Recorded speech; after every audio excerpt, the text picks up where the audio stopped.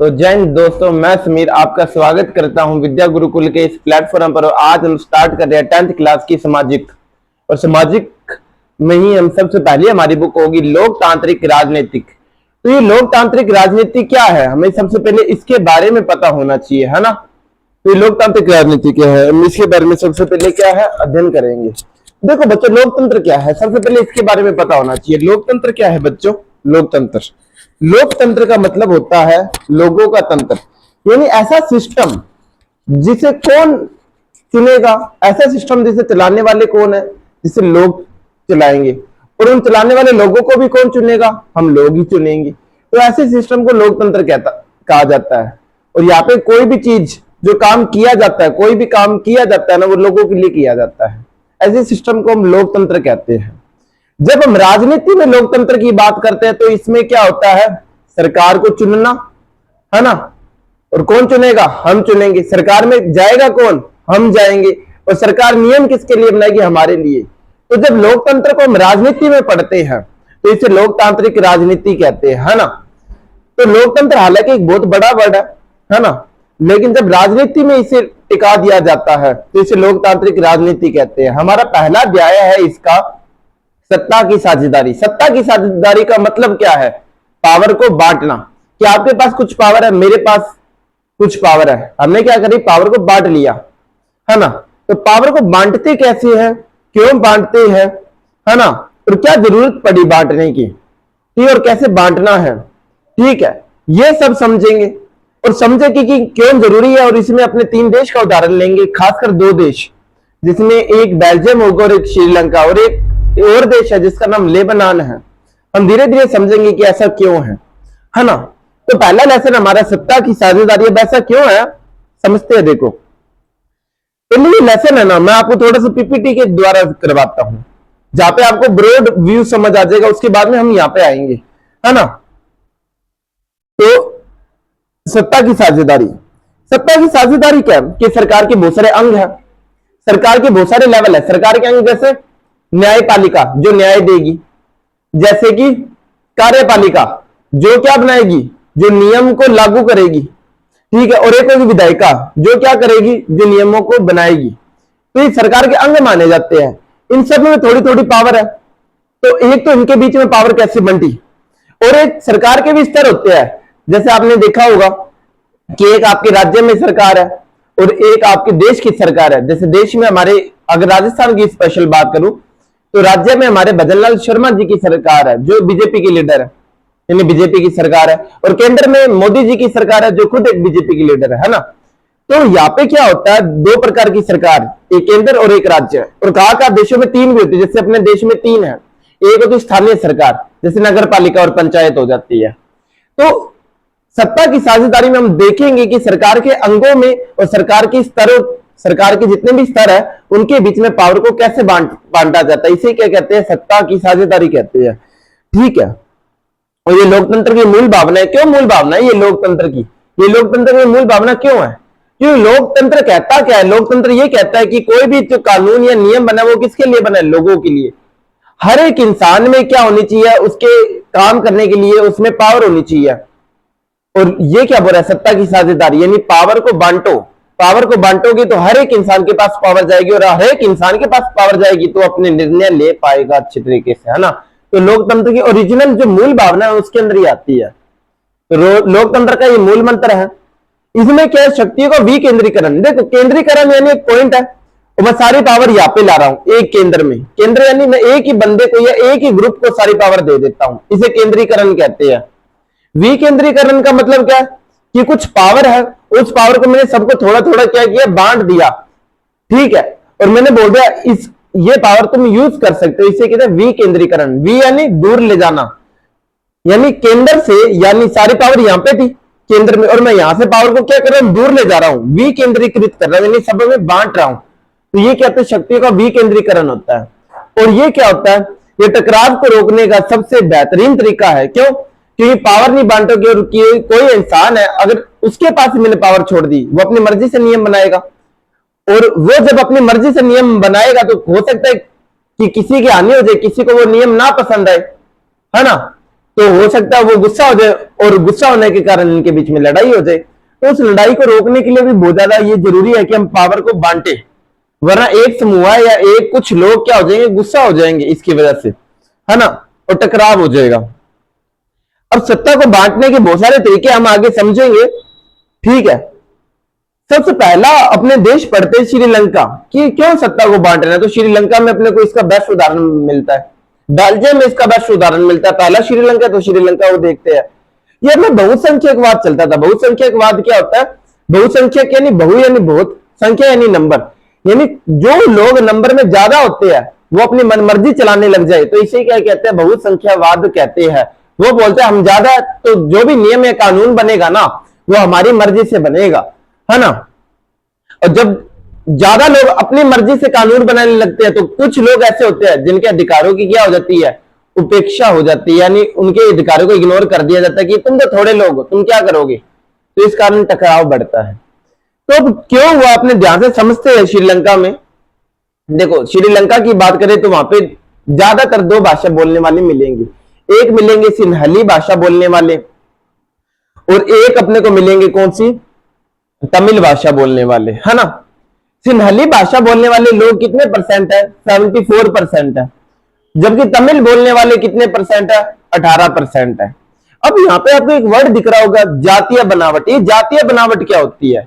देखो, इंग्लिश में इसे कहते हैं एथनिसिटी। एथनिसिटी का मतलब क्या होता है कि कुछ लोग होते हैं जिनकी क्या होती है, जिनकी संस्कृति सेम होती है, कल्चर सेम होता है, रहने सहने का तरीका, बोलने का तरीका, खाने पीने का तरीका, ठीक है, तो ये सब सेम होता है। और वो क्या मानते हैं? वो मानते हैं कि हम सभी एक ही पूर्वज की संतान रहे हैं। तो इसी को क्या कहते हैं? एथनिसिटी कहते हैं। हो सकता है कि मान लो कुछ लोग पाकिस्तान में रहते हो और कुछ लोग भारत में रहते हो, लेकिन उनकी एथनिसिटी सेम हो, यानी उनका कल्चर, रहने सहने का तरीका, बोलने का तरीका सेम हो। तो एथनिसिटी होते ना, कभी भी निर्भर नहीं करती कि आप किस देश में रहते हैं। एथनिसिटी निर्भर करती है कि आपका कल्चर सेम है या नहीं है ना। तो देखो, जो सिन्हली भाषा बोलने वाले थे ना, हालांकि ईसाई भी रहते हैं। जैकलिन फर्नांडिस है, वो कहां की है? श्रीलंका की है, वो ईसाई है। तो सिन्हली भाषा बोलने वालों में हिंदू भी आते हैं, सिन्हली भी आते हैं, मुस्लिम भी आते हैं और बौद्ध भी आते हैं, है ना, ये सभी आते हैं। लेकिन सिन्हली भाषा बोलने वाले ज्यादातर बंदे कौन कौन से है? बुद्ध है, ठीक है, बुद्ध धर्म वाले हैं। और 7% कौन से? ईसाई है। जबकि तमिल में आप देखोगे ज्यादातर बंदे कौन मिलेंगे आपको? हिंदू या मुस्लिम दिखेंगे, ठीक है। और तमिल में भी देखिए ना, तो तमिल भी दो प्रकार के थे। एक तो श्रीलंका के ओरिजिनल तमिल थे, ठीक है, जो 18% थे, और एक थे जो कि, क्योंकि 18% है, 18 में से 13% थे, और कुछ थे भारतीय तमिल। भारतीय तमिल कौन से? जो अंग्रेज थे ना, अंग्रेज काम करने के लिए, जब अंग्रेज का शासन हुआ करता था भारत में, तो वो क्या काम करने के लिए भारत से कुछ गुलामों को ले आए, और वो गुलाम थे ना, क्योंकि आप जानते हो तमिलनाडु पास पड़ता है श्रीलंका के, तो तमिलनाडु से लेके जाएंगे, तो वो थे भारतीय तमिल, है ना। तो 5% भारतीय तमिल है और 13% है वो कौन से तमिल है? वो है अपने श्रीलंका के तमिल है। तो बच्चों, ये श्रीलंका का आपको दिख रहा होगा मैप। अगर श्रीलंका को आप ध्यान से देखते हो ना, तो ये जो बीच का रीजन है, यहाँ पे आपको सिन्हली देखने को मिलेंगे जो येलोइश येलोइश कलर का है, ठीक है। जबकि ये ऊपर, यानी देखो नॉर्थ और ईस्ट, जो ये नॉर्थ ईस्ट का इलाका है, इस नॉर्थ ईस्ट के इलाका जिसे जाफना रीजन भी कहते हैं, यहाँ पे आपको ज्यादातर कौन से मिलेंगे? यहाँ पे आपको तमिल मिलेंगे, और तमिल में भी कौन से मिलेंगे? श्रीलंका ही तमिल ज्यादा मिलेंगे। और जो बीच में दिख रहा है, यहाँ पे पहाड़ियां, यहाँ पे क्या चाय की खेती होती है, तो अंग्रेज किस लिए लाए थे? चाय और की खेती के लिए लाए थे अपने को। तो अपने यहाँ पे जो तमिल मिलते हैं ना इस वाले इलाके में, वो क्या कौन से मिलते हैं? वो भारतीय तमिल मिलते हैं। तो होता क्या है कि लड़ाई हो जाती है। तो देखो, श्रीलंका 1948 में एक स्वतंत्र राष्ट्र बनता है, यानी इंडिपेंडेंट हो जाता है, अंग्रेजों से गुलामी से मुक्त हो जाता है। लेकिन यहाँ पे बहुसंख्यकवाद चलता है। बहुसंख्यकवाद यानी क्योंकि यहाँ पे सिन्हली वाले ज्यादा थे, 74% थे, तो वो अपनी मनमर्जी चलाने लगते हैं, ठीक है। और मनमर्जी चलाने लगते हैं, इससे क्या होता है? दूसरे ग्रुप वाले होते हैं वो हो जाते हैं गुस्सा, और उनके बीच में क्या हो जाता है? टकराव हो जाता है ना। क्या ऐसा हुआ कि ये टकराव हुए, उसे हम ध्यान से देखते हैं। बच्चों, यहाँ पे एक वर्ड है गृह युद्ध, ये से मैं आगे समझाता हूं क्या होता है ये। तो देखो, 1956 में कानून बनता है। 1956 के कानून के तहत क्या होता है देखो असल में सिन्हली भाषा बोलने वाला ज्यादा है। जब वो ज्यादा होंगे तो ज्यादा होने से क्या होगा, ज्यादा होने से सरकार में लोग भी उनके ज्यादा होंगे, और लोग ज्यादा होंगे तो वो नियम जो बनाएंगे वो अपनी मर्जी के बनाएंगे। तो वो क्या करते हैं, 1956 में श्रीलंका वाले सिन्हली भाषा को ना एकमात्र राजभाषा घोषित कर देते हैं कि आज से हमारे राष्ट्र की भाषा कौन सी होगी, हमारे राष्ट्र की भाषा यानी सारे ऑफिशियल काम, सरकार के सारे काम कौन सी भाषा में होंगे, वो सिन्हली भाषा में होंगी। तो तमिल वालों को गुस्सा हो जाता है हमारी भाषा कहां गई। दूसरा क्या होता है, दूसरा होता है भेदभाव पूर्ण नीतियां, कि वो क्या बोलते हैं श्रीलंका वाले कि जो सिन्हली भाषा बोलते हैं ना, उन्हें कॉलेज के एडमिशन में, सरकारी नौकरियों में उन्हें प्राथमिकता दी जाएगी। प्राथमिकता यानी प्रेफरेंस, कि मान लो एक तमिल भाषा बोलने वाला एक सिन्हली, दोनों समान होशियार है, तो सिन्हली भाषा बोलने वाले को लिया जाएगा क्योंकि उसे सिन्हली भाषा आती है। तीसरा क्या था बच्चों, तीसरा था धर्म को संरक्षण, क्योंकि मैंने बताया सिन्हली भाषा ज्यादातर कौन बोलते थे, बौद्ध थे, तो इन्होंने बौद्ध धर्म को क्या दी थी, संरक्षण दिया था। संरक्षण यानी जितने भी बुद्ध धर्म की जितनी भी चीजें होगी ना, यानी उनके लिखित जो लिटरेचर साहित्य होगा, उनसे संबंधित कोई वृक्ष है, कोई सिंबल है, उसे कौन संभालेगा, उसे सरकार खुद संभालेगी। उनके ऊपर जो भी रुपया होगा ना, उनके स्तूपों पर, टेम्पल पर बुद्ध के, तो उन्हें कौन देखेगा, उन्हें खुद सरकार देखेगी, रुपया सरकार लगाएगी। ठीक है, तो लास्ट में क्या होता है, इस कारण ना, क्योंकि तमिल को गुस्सा आ जाता है, तमिलों में भी श्रीलंकाई तमिलों को गुस्सा आ जाता है, वो क्या करते हैं, वो विरोध छेड़ते हैं, वो आराम से बोलते हैं, क्या शुरुआत में आराम से बोलते हैं, वो विरोध तो बाद में छेड़ते हैं। वो बोलते हैं यार ऐसा करो, तुम हमारी बात नहीं सुन रहे, कोई बात नहीं है, हमें एक छोटा सा अलग इलाका दे दो, ठीक है, जहां पे यानी हमें क्षेत्रीय स्वायत्तता दे दो, जहां पे हम अपने खुद के नियम बना सके कम से कम, ठीक है, और हमारी जो भाषा है ना, भाषा उसमें भी, उससे भी राजभाषा घोषित कर दो, कि ऐसा नहीं बोल रहे हम कि श्रीलंका वाली सिन्हली भाषा में ही सारा काम कराओ, आप उसमें वो तो करा ही रखो, कोई बात नहीं, उससे हटाना नहीं है, लेकिन हमारी भाषा को भी क्या करो, थोड़ा सम्मान दो, इसे भी एक राजभाषा बना दो, ठीक है। और नौकरियों में हमें भी क्या है, थोड़े मौके दो। इनकी ये मांग थी, इनकी तीनों मांगों को क्या कर दिया सरकार ने, माना ही नहीं, इन्हें गुस्सा आ गया। तो इनकी जो पार्टी थी ना, तमिलों ने एक पार्टी बनाई, तमिल इलम, इन्होंने क्या किया, इन्होंने विद्रोह कर दिया था। इसमें भारतीय, देखो भारतीय है ना, वो इतने शामिल नहीं थे इस विद्रोह में, ठीक है। तो तमिलों का विद्रोह होता है और वो मांग करते हैं कि रोजगार चाहिए, हमें रोजगार के साथ क्षेत्रीय स्वायत्तता चाहिए, यानी हमारे इलाके को हम खुद रूल करें, हमें ये बात चाहिए, ठीक है। और क्या चाहिए, और हमें हमारी भाषा यानी जो तमिल भाषा उसे राजभाषा बनाना है। तो इसके लिए वो गृह युद्ध करते हैं जो 2009 में समाप्त होता है, और इसके बाद में थोड़े चेंज आते हैं। और जब गृह युद्ध होता है ना बच्चों, तो बहुत सारी हानि होती है, क्योंकि गृह युद्ध का मतलब क्या है कि आपके लोग यानी किसी देश में जो लोग है ना, वो सरकार के खिलाफ या दूसरे एक ग्रुप के खिलाफ क्या कर रहे हैं, लड़ाई कर रहे हो। लड़ाई जब घर में होती है तो वो हमेशा हानि देती है। गृह यानी घर, युद्ध यानी लड़ाई, तो गृह युद्ध होता है। और उसके बाद में क्या होता है आप सब जानते हैं, थोड़ी बहुत पॉलिसी चेंज होती है सरकार की। तो देखो शुरुआत कहां से हुई थी, मांगों से, आराम से मांग रहे थे, दे देते तो शायद ये लड़ाई ना होती, लेकिन मांग पूरी नहीं करी, लड़ाई हुई, है ना। तो ये हमें यहां से क्या समझ आता है कि हमें किसी भी समूह की उपेक्षा नहीं करनी, सबको अधिकार देने हैं जो वो डिजर्व करते हैं, है ना, और मिल बांट के रहना है, वरना लड़ाई में हमारा देश झुलस जाएगा। तो ये बात समझ आती है ना। फिर आता है बेल्जियम का मॉडल। बेल्जियम है, उसमें भी कुछ ऐसे कंडीशन होते हैं, लेकिन वो समझदारी के साथ काम करते हैं। देखो एक तो ना समझ और एक समझदार। बेल्जियम एक यूरोप की कंट्री है, ये बेल्जियम है। इस बेल्जियम के आप अगर यहाँ पे देखोगे, ये बेल्जियम है, इस साइड देखोगे तो इस साइड तो कौन सा रीजन आ जाता है, यहाँ पे फ्रांस है, यहाँ पे क्या फ्रांस, इस साइड कौन सा देश आ जाता है, इस साइड आता है जर्मनी, ऊपर कौन सा देश आता है, नीदरलैंड, और नीचे कौन सा देश आता है बच्चों, नीचे आता है लग्जमबर्ग। अगर आप इसकी पॉपुलेशन देखो ना, तो इसकी पॉपुलेशन है ना लगभग क्या हरियाणा की आधी है, 2 करोड़ जितनी है ना। तो आप देखोगे तो क्या होता है, इन्होंने ऐसा नहीं किया। देखो इनमें भी कुछ भेदभाव थे, ठीक है, कुछ लड़ाइयां थी प्यार वाली, लेकिन इन्होंने प्यार से सॉल्व कर लिया, बढ़ने नहीं दिया, ठीक है। तो शांतिपूर्ण तरीके से उन्होंने काम किया, इसलिए ये अपने इसके बारे में पढ़ रहे हैं। तो इसमें जातीय बनावट यानी एथनिसिटी क्या है, तो देखो यहाँ पे ना 59% जो लोग है ना, वो क्या बोलते हैं, डच भाषा बोलते हैं। डच यानी नीदरलैंड की भाषा, क्योंकि मैंने बताया कि ऊपर वाले क्या है, नीदरलैंड के है, और नीदरलैंड वाली भाषा कौन सी बोलते हैं, डच। तो जो ये जर्मनी है, इसमें जो ऊपर वाला इलाका यहाँ पे नीदरलैंड है, तो यहाँ के जो लोग बोलते हैं वो डच भाषा बोलते हैं, और इस इलाके को कहते हैं फ्लेमिश रीजन। तो फ्लेमिश लोग है ना, वो कौन सी भाषा बोलते हैं, वो डच भाषा बोलते हैं। यानी फ्लेमिश रीजन में ज्यादातर लोग कौन से डच भाषा बोलने वाले हैं। और जो नीचे ये आपको दिख रहा है रेड रेड कलर का, यहाँ पे क्योंकि यहाँ पे फ्रांस आ जाता है, तो यहाँ के लोग ज्यादातर कौन सी भाषा बोलते हैं, फ्रेंच बोलते हैं। कौन सी बोलते हैं, फ्रेंच। और फ्रेंच भाषा कितने परसेंट बोलने वाले, 40% बोलने वाले लोग हैं यहाँ पे। यहाँ पे जर्मनी आ जाता है इस साइड, तो यहाँ पे जो लोग है ना, वो कौन सी भाषा बोलते हैं, वो जर्मनी बोलते हैं। ये नॉर्मल बात थी। देखो ये जो आपको दिख रहा है, ये है राजधानी क्षेत्र ब्रुसेल्स।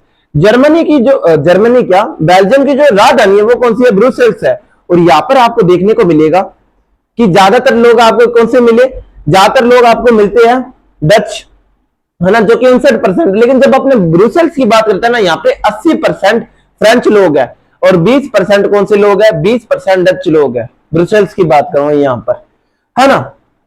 तो राजधानी में उल्टा था। अब यहाँ पे क्या होता है, यहाँ पे थोड़ा काम होता है। यहाँ पे क्या होगा, देखो यहाँ पे जो डच लोग थे और फ्रेंच वाले लोग थे, उनके बीच में एक छोटी सी लड़ाई थी। क्या लड़ाई थी वो, उनमें ये बेसिक लड़ाई थी, उनमें ये बेसिक लड़ाई थी। क्या लड़ाई थी कि जो डच लोग थे और दूसरे लोग थे ना, डच वाले बोलते हम ज्यादा है, ठीक है, कितने परसेंट, 59%। फ्रेंच वाले बोलते हम 40% है। लेकिन जब देखते थे ना अमीर कौन है, ज्यादा एजुकेटेड कौन है, तो पता लगता था कि फ्रेंच वाले लोग है ना, वो ज्यादा एजुकेटेड है और अमीर भी ज्यादा है। तो डच लोग गुस्सा होने लग गए, यार ऐसा क्यों, हम तो ज्यादा है, फिर भी आज हम पढ़ाई में इनसे कम है, पढ़ाई में भी कम है और रुपयों में भी कम है। तो इस कारण क्या है, और सरकार में जो हमारा प्रतिनिधित्व है, यानी हमारे जो लोग हैं डच भाषा बोलने वाले, वो भी कम है। तो इसे सोल्व करने के लिए क्या किया जाता है, इसे सोल्व करने के लिए क्या किया जाएगा, नियम बनेंगे। और ये नियम कितने बनते हैं, तो संविधान होता है, संविधान को नियम कहते हैं, है ना। तो इस संविधान में 4 बार संशोधन होता है, यानी बदलाव होता है, और कुछ नए नियम बनते हैं। नियम में 4 बार बदलाव यानी संशोधन होगा, ठीक है। तो ये 4 संशोधन क्या थे, इसके बारे में पढ़ते हैं अपने। देखो ये 4 संशोधन 4 चीजों पर निर्भर करते थे। केंद्र सरकार कि देखो ऐसे बोला गया कि ना, डच भाषा वाले क्या बोलते, डच भाषा वाले कि यार डच और फ्रेंच भाषा वो बोलते कि यार हम ज्यादा, तो हमें क्या है, हमें थोड़े अधिकार दो। अधिकारों में क्या किया गया, तो फ्रेंच वालों ने बोला कोई बात नहीं, आधे सरकार में आपके और आधे हमारे। तो इन्होंने क्या किया, डच और फ्रेंच भाषी मंत्रियों की संख्या समान, यानी केंद्र सरकार में जो सेंट्रल यानी पूरे देश को संभालती है, उसमें बोला कि आधे मंत्री तो डच भाषा बोलने वाले होंगे और आधे होंगे फ्रेंच भाषा बोलने वाले। फिर राज्य सरकारें, देखो एक होती है केंद्र सरकार, एक होती है राज्य सरकार। राज्य सरकार जो राज्य को संभालती है। तो राज्य सरकारों में क्या किया गया, उसमें यह बोला गया कि आज से ना कुछ पावर, पहले केंद्र सरकार उनकी बहुत ज्यादा पावरफुल हुआ करती थी, सारी पावर केंद्र के पास थी, वहां से पावर को छीना गया यानी लिया गया और राज्य सरकार को दे दिया कि आज से इन टॉपिक के ऊपर तुम नियम बनाओगे। जैसे एजुकेशन के ऊपर तुम नियम बनाओगे, कोई ठीक है, भूमि के ऊपर तुम नियम बनाओगे, पुलिस के ऊपर पुलिस को तुम संभालोगे। तो कुछ शक्तियां ना वो राज्य सरकार को दे दी गई, तो राज्य सरकार को पावर दे दी गई।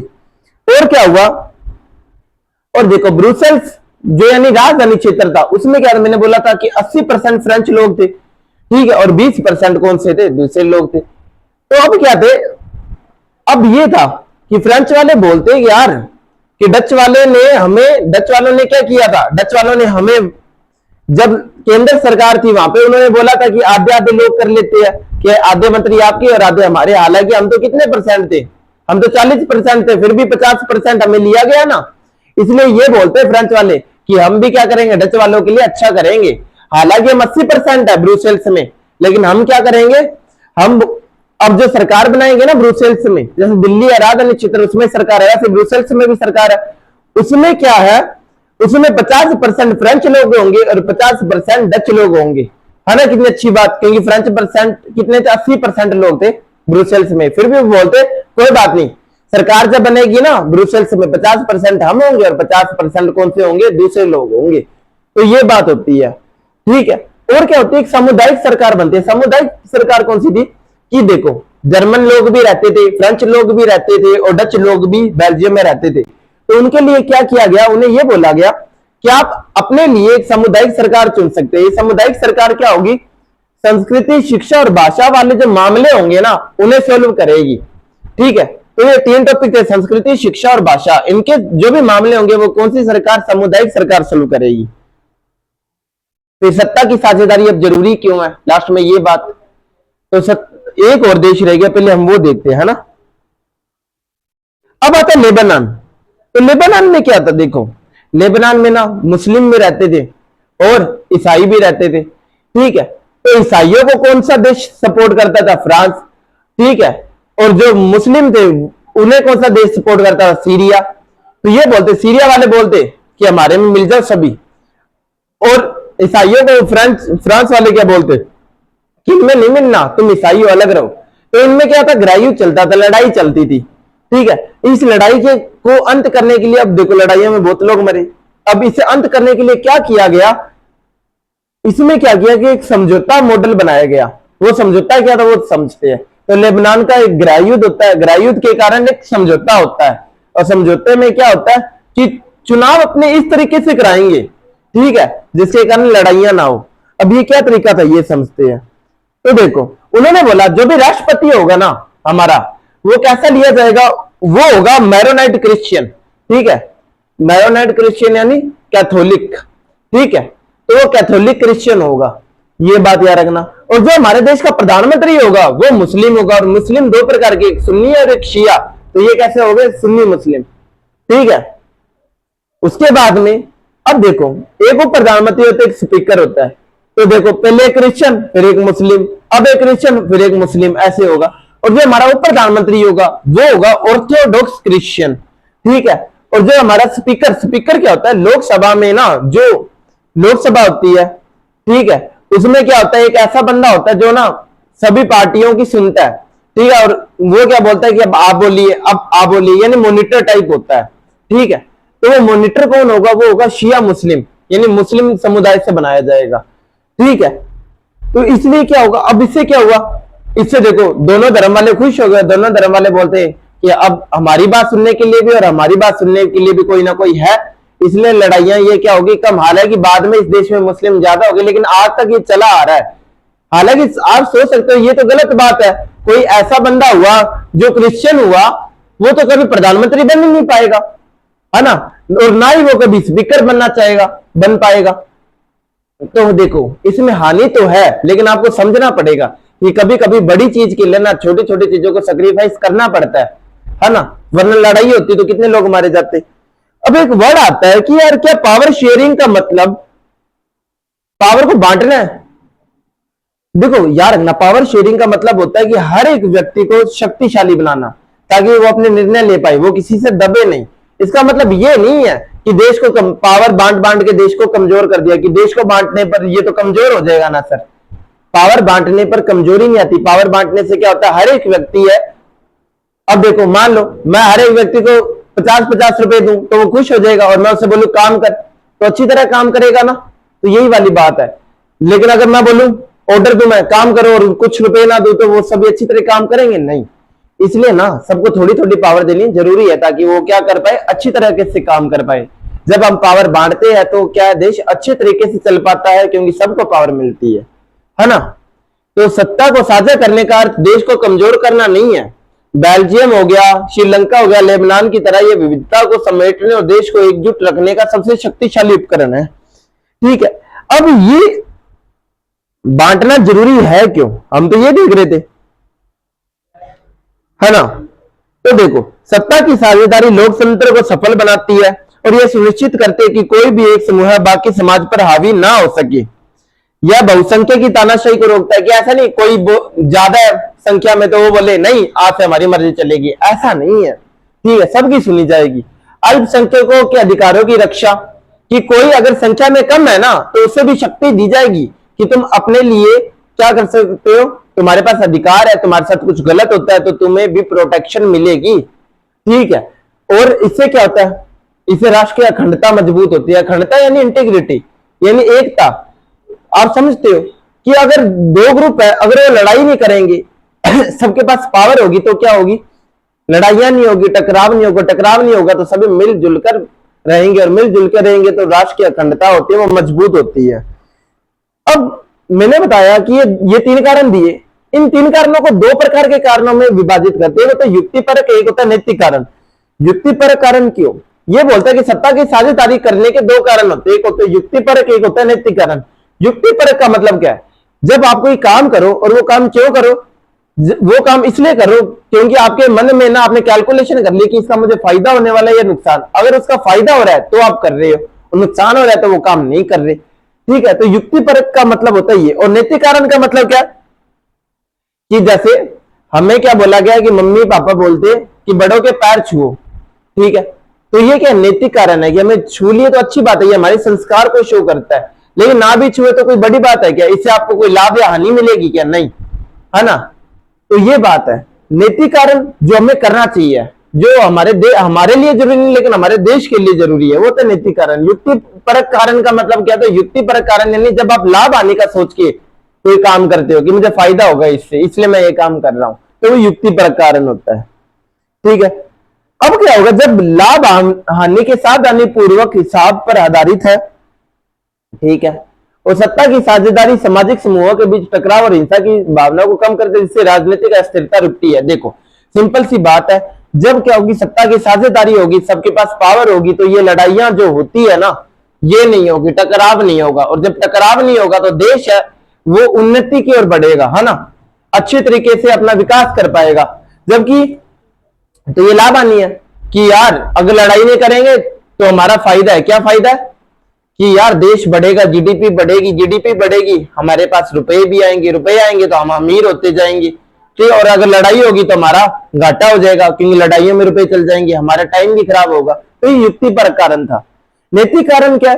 कि लोकतंत्र क्या बोलता है कि सबके पास पावर हो, लोगों का तंत्र, है ना, लोगों के पास पावर होनी चाहिए। तो लोकतंत्र क्या बोलता है कि सभी लोगों के पास पावर हो। और सत्ता की साझेदारी क्या बोलती है कि जो पावर है ना वो सब लोगों के पास जाए। तो सत्ता की साझेदारी सेम वही बात करती है जो लोकतंत्र कहता है। तो लोकतंत्र की मूल भावना है ना, ये उसे फॉलो करता है, इसलिए हमें इसे फॉलो करना चाहिए। ठीक है, तो यहाँ पे यह लोकतंत्र की सच्ची आत्मा है। लोगों को यह जानने का अधिकार है कि उन पर शासन कैसे किया जाएगा। ठीक है, एक वैध सरकार, एक लीगल सरकार कौन सी होती है, एक अच्छी सरकार कौन सी होती है? जहां पे सभी लोगों की भागीदारी हो, चुनाव देने में यानी वोट देने में भी सभी लोग आए, और जब कोई पार्टी बनते तो उसके अंदर भी सभी प्रकार के लोग हो, चाहे वो गरीब हो, चाहे वो अमीर हो, चाहे वो दलित हो, चाहे वो अपर क्लास का हो, चाहे वो किसी भी धर्म का हो, है ना। तो ये बात है सत्ता की साझेदारी के रूप। अब सत्ता की साझेदारी करते कैसे है ना। तो ये देखो आधुनिक लोकतंत्रों में यह मान्यता खारिज कर दी गई है कि शक्ति किसी एक व्यक्ति पर केंद्रित होनी चाहिए। पहले क्या माना जाता था कि राजा वो भगवान का भेजा हुआ क्या दूत है, उनका बेटा है, वो जो बोलता है वही सही है। लेकिन आजकल ये माना जाता है कि ऐसा नहीं है। स्तरों और समूहों में बंटी है ना, कि पावर है वो किसी भी एक व्यक्ति के पास नहीं है, पावर सबके पास है। ठीक है, किसी को भी अगर कोई प्रॉब्लम होती है तो उसके पास उसके अधिकार है। ठीक है, कुछ गलत होता है तो वो कानून की मदद ले सकता है। ठीक है, और सरकार में अगर वो खुद कुछ सरकार में जाना चाहता है तो वो भी जा सकता है, कोई बड़ी प्रॉब्लम नहीं है। हर एक वर्ग के लिए सरकार में जाने के तरीके भी खुले हुए हैं, है ना। अब ये क्यों किया जाता है?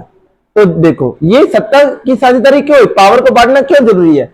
क्योंकि ना असल में लोकतंत्र है हमारे देश में, और लोकतंत्र यानी लोगों का तंत्र, लोगों का सिस्टम, है ना। और लोगों का सिस्टम क्या बोलता है कि हमें कोई भी कानून बनाना है ना वो लोगों को ध्यान में रखते हुए बनाना है, कोई भी किसी के साथ भी बुरा नहीं होना चाहिए। तो जनता ही सारी राजनीतिक सत्ता का स्रोत है ना, इसलिए उन्हें पावर देनी जरूरी है। दूसरा, स्वशासन की संस्थाओं के माध्यम से शासन। स्व यानी होता खुद, शासन यानी रूल। तो देखो स्वशासन का मतलब ये कब लिया गया? देखो गांधी जी बोलते हैं कि असल में ना स्वशासन की संस्थाएं होनी चाहिए, यानी अब केंद्र सरकार है वो तो किसे संभालेगी? देश को। राज्य सरकार किसे संभालेगी? राज्य को। लेकिन हमारे शहर में हम कोई प्रॉब्लम होती है तो हम किसके पास जाएंगे? हम मोदी जी के पास जा सकते हैं? नहीं। क्या हम भजनलाल जी के पास जा सकते हैं? नहीं।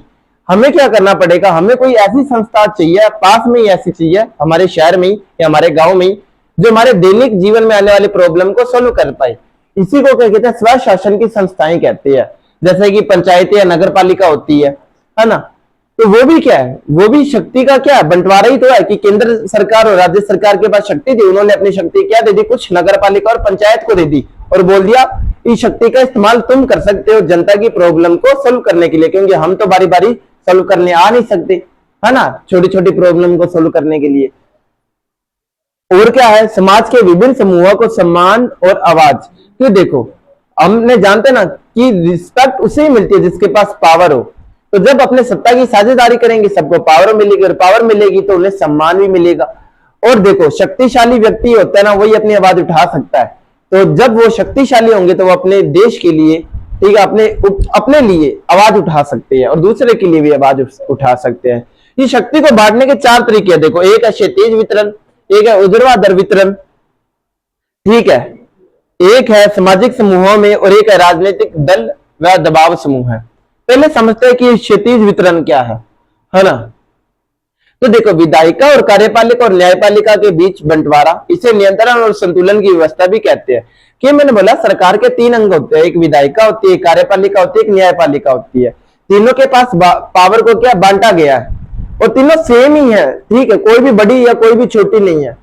अगर मान लो विधायिका गलत काम करती है तो उसे कार्यपालिका और न्यायपालिका रोकेगी, अगर कार्यपालिका कोई गलत काम करती है तो उसे विधायिका और न्यायपालिका रोकेगी, और अगर न्यायपालिका कोई गलत काम करते है तो उसे विधायिका और कार्यपालिका रोकेगी। तो ये क्या करते हैं, अगर कोई भी कुछ अपने पावर के बाहर जाकर गलत काम करता है, यानी अपने आप को सर्वशक्तिमान मानने लगता है, तो क्या करते हैं ये दूसरे है ना, ये इसके ऊपर बैलेंस करते हैं, इसके ऊपर कंट्रोल ले लेते हैं कि ऐसे लक्ष्य नहीं करने। तो इसलिए इस व्यवस्था को नियंत्रण और संतुलन की व्यवस्था भी कहते हैं। क्षैतिज व्यवस्था क्यों कहा गया, क्योंकि क्षैतिज का मतलब कहते हैं एक सीधी लाइन, ऐसी लाइन को क्या कहते हैं, क्षैतिज लाइन कहते हैं, ठीक है। तो देखो सरकार के 3 अंग है, तीनों बराबर है, और जब आप ऐसे लाइन खींचोगे तो तीनों एक ही लाइन पर आएंगे ना, सेम लेवल पर है, सेम लेवल पर है, इसलिए इसे क्षैतिज व्यवस्था कहा गया है, ठीक है। दूसरी है ऊर्ध्वाधर यानी वर्टिकल डिस्ट्रीब्यूशन। इसका मतलब क्या है, वर्टिकल यानी सीधी लाइन, खड़ी हुई लाइन, ऐसे, है ना। एक खड़ी हुई लाइन का मतलब क्या है, देखो यहाँ पे है वो ऊपर है, यहाँ वाला नीचे है, और यहाँ पे जो होगा वो और नीचे है। तो सरकार के, मैंने बोला था कि सरकार में क्या होता है, लेवल होती है सरकार। जैसे हमारे देश की बात करूं तो हमारे देश में 3 लेवल वाली सरकार है, कहां कहां तो सिर्फ 2 ही होती है, ठीक है। एक है केंद्र सरकार, एक है राज्य सरकार, और एक होती है स्थानीय सरकार, जो मैंने बताया पंचायत और नगर पालिकाएं हो जाती है जिसमें, है ना। जो राज्य सरकार है उसे किसी देश में प्रांतीय सरकार या किसी देश में क्षेत्रीय सरकार भी कह देती है, ये रहता है। और केंद्र सरकार को एक और नाम दिया जाता है जिसे संघ सरकार कहते हैं, यूनियन गवर्नमेंट कहते हैं। तो ये आपको आना चाहिए, ठीक है। तो देखो सरकार के 3 लेवल है, इन तीनों लेवलों में क्या किया, पावर को बांट दिया, ठीक है। इसी को क्या कहते हैं, इसी को ऊर्ध्वाधर वितरण कहते हैं। जैसे केंद्र सरकार के पास सबसे ज्यादा पावर हमारे देश की बात करें, फिर राज्य सरकार के पास भी पावर है कि मान लो आज मैरिज के ऊपर किसी को नियम बनाना है तो कौन बनाएगा, दोनों ही बना सकते हैं। मान लो अगर पुलिस के ऊपर किसी को नियम बनाना है तो पुलिस के ऊपर नियम बनाने की ताकत केंद्र सरकार के पास नहीं है, किसके पास है, राज्य सरकार के पास है, तो वो अपने पुलिस से संबंधित नियम बना सकती है। तो देखो पावर को बांटा गया और कोई भी किसमें इंटरफेयर नहीं कर सकता, ठीक है। तो ये देखो लेवल है ऊपर से नीचे, सबसे ऊपर केंद्र सरकार, फिर राज्य सरकार, फिर स्थानीय सरकार। कहां किन्हीं किन्हीं देश में क्या होता है, स्थानीय सरकार नहीं होती, कहां कहां केंद्र सरकार होती है सिर्फ, ठीक है।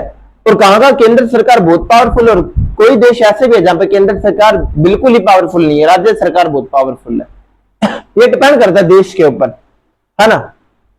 तो विभिन्न स्तरों की सरकार, जो केंद्र सरकार, राज्य सरकार, स्थानीय सरकार है, उनके बीच सत्ता का विभाजन, इसे आप समझ सकते हो न्यायपालिका से। न्यायपालिका में भी तो होते हैं ना, एक जो हमारे शहर में कोर्ट होते हैं, एक हाई कोर्ट होता है, एक सुप्रीम कोर्ट होता है ना। तो सुप्रीम कोर्ट सबसे ज्यादा पावरफुल होता है, हाई कोर्ट कम पावरफुल है, उसके बाद में सब ऑर्डिनेट कोर्ट यानी उससे छोटे कोर्ट आ जाते हैं। तो ये बात आपको क्लियर होनी चाहिए। इसके बाद में देखो, इसके बाद में सामाजिक समूहों में, सामाजिक समूह यानी देखो असल में क्या हुआ था बेल्जियम और में, कि सामाजिक समूह ही तो थे कि कुछ थे वो फ्रेंच भाषा बोलने वाले थे, कुछ जर्मन भाषा बोलने वाले थे, कुछ डच भाषा बोलने वाले थे। दोनों ने एक दूसरे की प्रॉब्लम को समझा, और बेल्जियम में क्या हुआ, बेल्जियम में केंद्र सरकार में तो वो बोलते फ्रेंच वाले लोग कि यार हम कम थे, और डच सरकार वाले डच लोग ज्यादा थे, तो डच लोगों ने क्या किया, हमें 50% किया।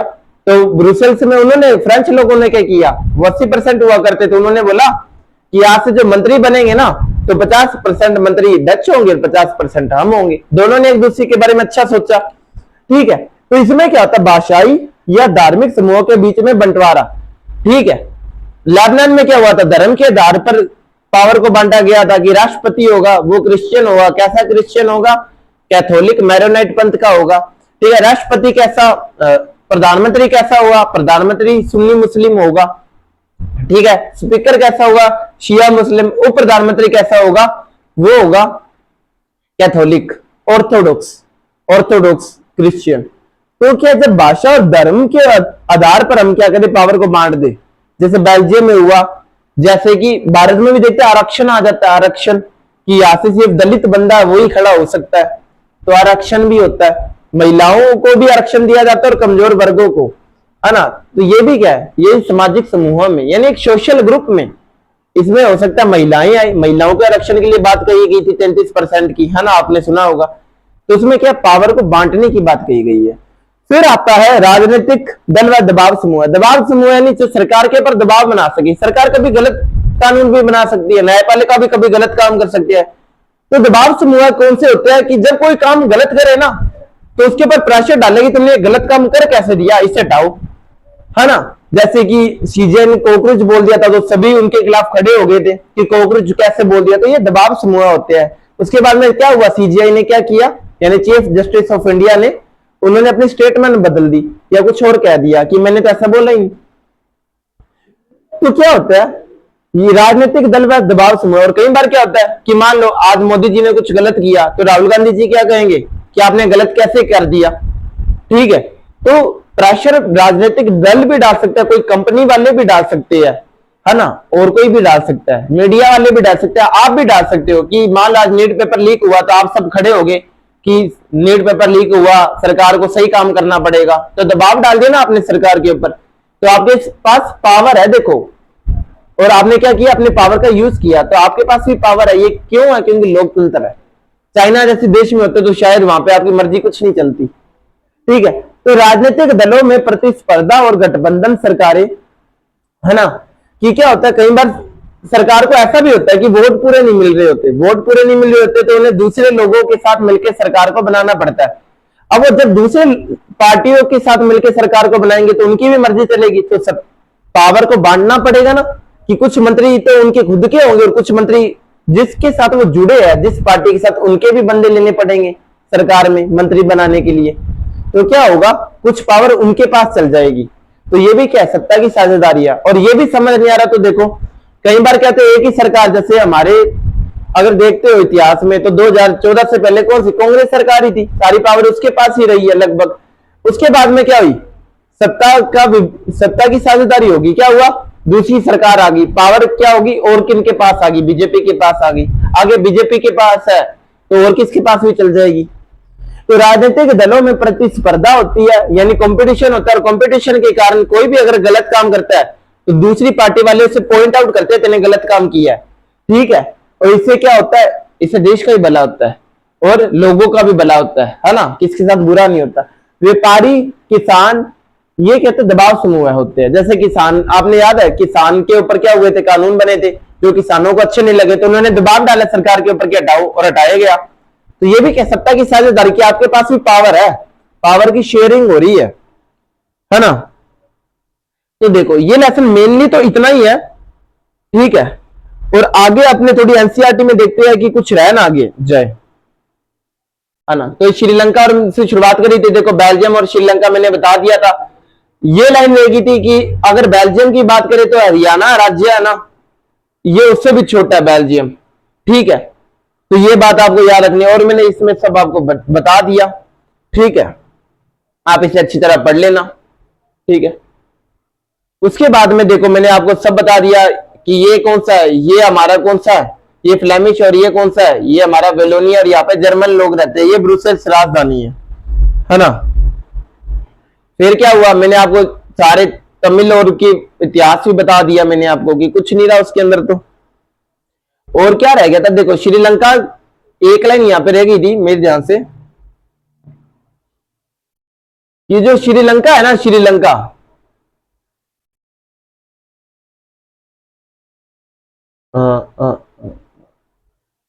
श्रीलंका वो तमिलनाडु के दक्षिणी तट में है, और यहाँ की जो आबादी है वो 2 करोड़ है, जो हरियाणा के लगभग बराबर है। तो ये बात आपको क्लियर होनी चाहिए, है ना। अब उन्होंने ये सब देख लिया, कुछ भी नहीं रहा है इसके अंदर, देखो ठीक है।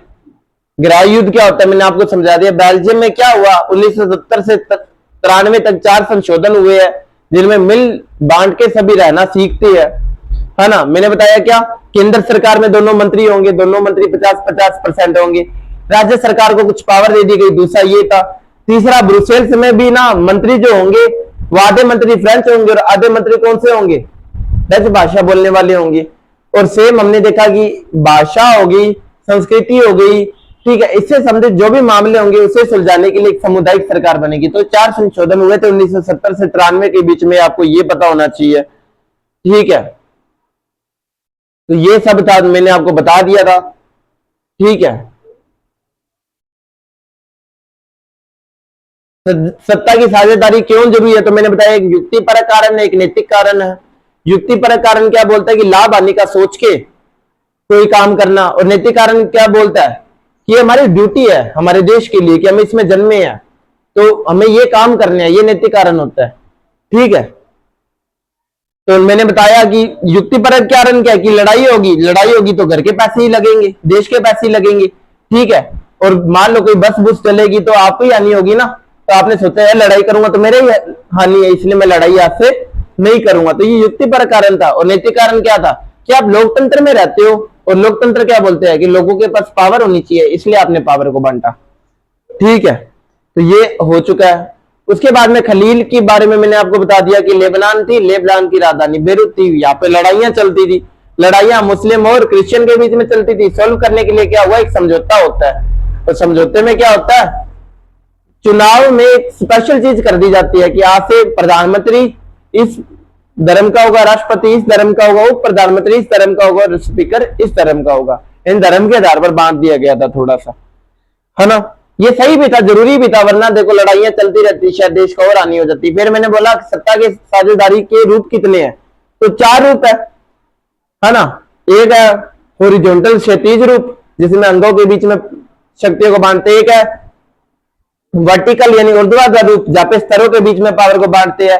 एक है सामाजिक समूहों के बीच में पावर को बांटना, और एक है दबाव समूह है ना, या राजनीतिक दल की गठबंधन की सरकार बनती है। गठबंधन यानी मिलजुल कर, कि कई बार मैंने बोला कि वोट पूरे नहीं मिलते तो दूसरी पार्टियों के साथ जुड़ना पड़ता है, इसे गठबंधन कहते हैं, जुड़ना, ठीक है। और जुड़ेंगे तो उन्हें भी कुछ देना पड़ेगा बदले में, तो उनके पास भी शक्ति आ जाएगी ना कुछ। तो यही तो है, देखो। तो 4 कारण थे, मैंने आपको ये बता दिए, तो इनमें भी कुछ नहीं रहा है, ठीक है। और इसी के साथ मुझे लगता है ये लेसन में कुछ भी नहीं है, और ये पूरे क्वेश्चन हम कल कर लेंगे। तो आज मेरी तरफ से जय हिंद, जय भारत, और स्वस्थ और मस्त रहिएगा।